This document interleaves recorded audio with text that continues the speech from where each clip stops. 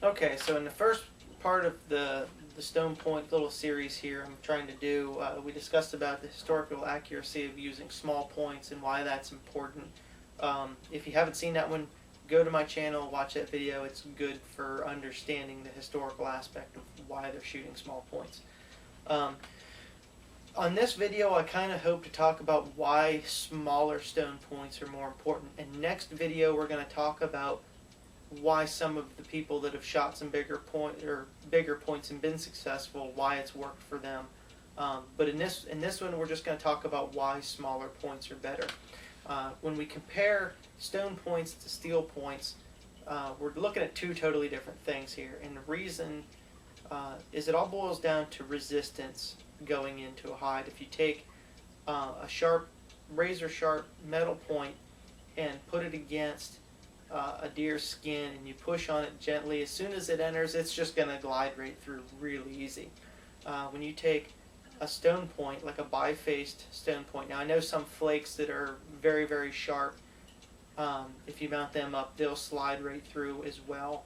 But you can't always rely on getting that perfect flake that you're just going to be able to mount up. So at this point I'm talking about bifaced points that need to be chipped and shaped, and that's standard what we find when it comes to arrowheads. A stone point is not going to be as sleek or as aerodynamic as a steel point, and the reason is, first of all, stone is not as dense as steel. So when we make a point out of stone that weighs 125, 140 grains, it's much larger than that steel point is, simply because it's not dense. And again, in another video, we're going to explain the weights of the points and how that affects things. But the reason, again, why we want the small ones, it all boils down to resistance going in. If you take this point here, and this is a large point, I actually wouldn't shoot a deer with this one. It's about 160 grains and it's too big, in my opinion. But it's a good one to show you because it is big.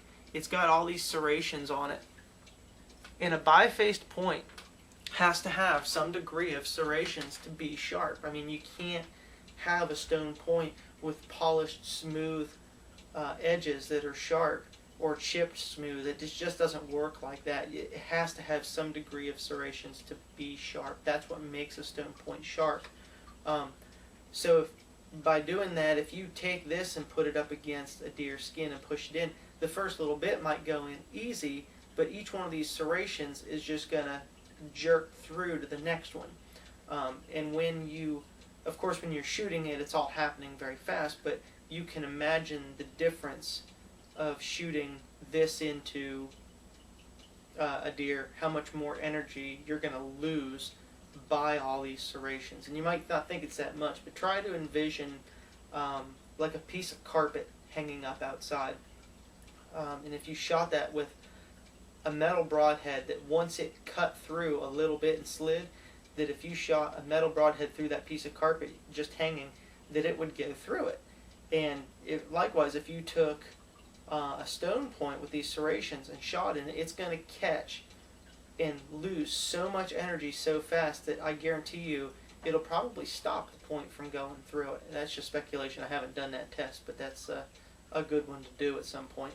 I don't know how good carpet is for comparison with deer skin, but it's fun to think about.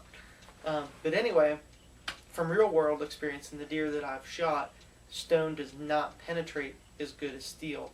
And I've shot several deer with metal broadheads with light arrows and pretty decent to poor performing bows, and still shot pass-throughs without any problem. I never had problems with penetration with steel points.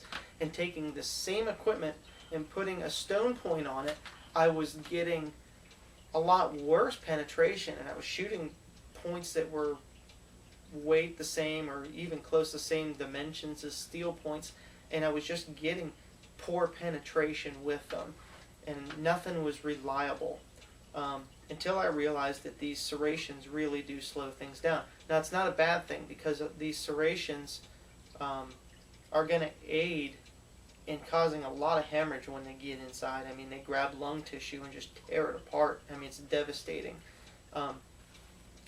But getting it through is the hard part. And anybody that says that you can get a big point through just as easy, they're probably shooting more of a modern bow, or they've only shot one or maybe two deer with a big one, and they haven't hit any bones or even haven't hit any ribs, may have snuck it in some, between the ribs and gotten pretty good penetration. But myself, with a lot of experience in shooting several deer, and the other guys that I talked to, like Thad Beckham, that has shot many deer with stone points, will tell you that those great big ones, they just don't penetrate as good.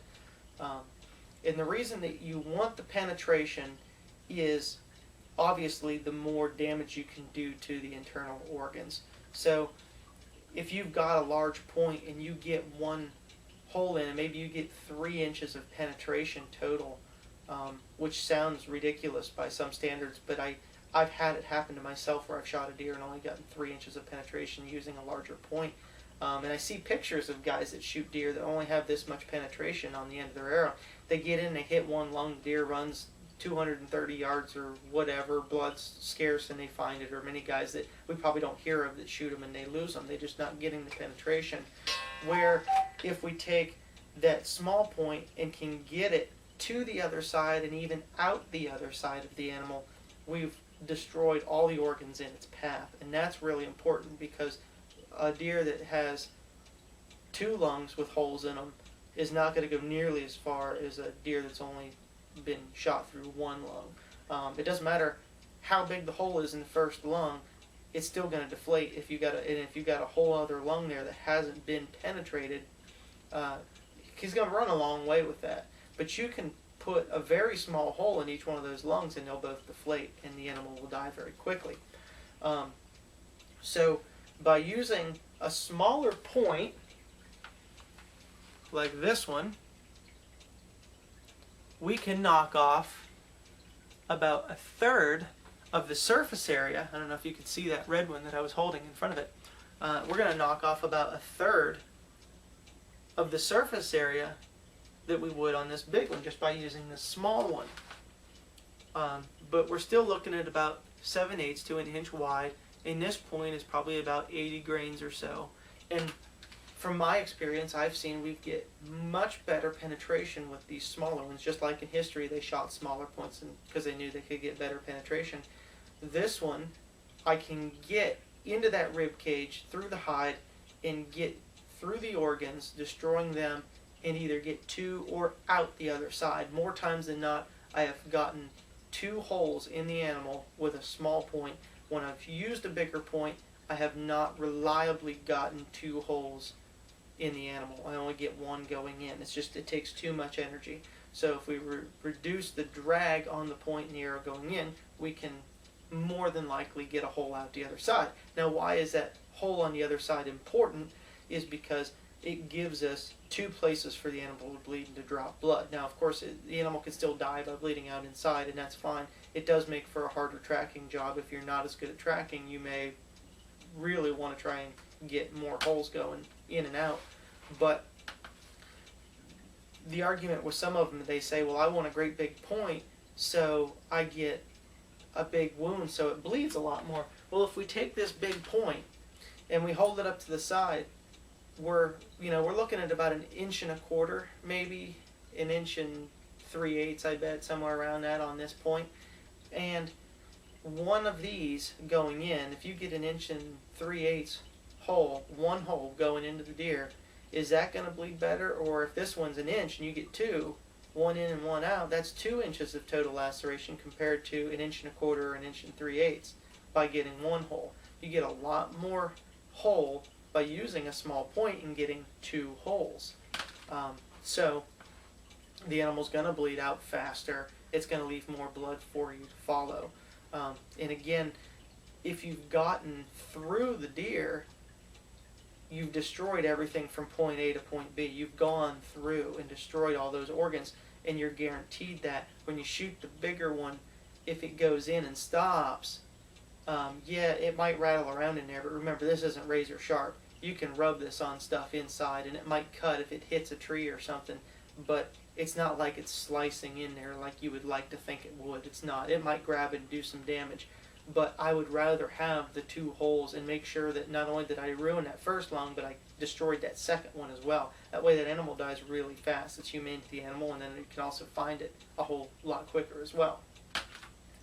So penetration being the most important reason in my book to have these smaller points. And are you at any disadvantage to shooting a smaller point? Do they not kill as good as a larger point? The answer to that's absolutely not. I've said it before in another video. I have absolutely never ever lost a deer that I've shot through both lungs. I have always found it. If I shoot through one side, if I shoot through the ribs, both of them get an in hole and an out hole. Even if the arrow stays in, the arrow goes all the way through, it doesn't matter. I have never ever lost the deer. The only time I've ever lost one is when I haven't got enough penetration because I was shooting too big of a point.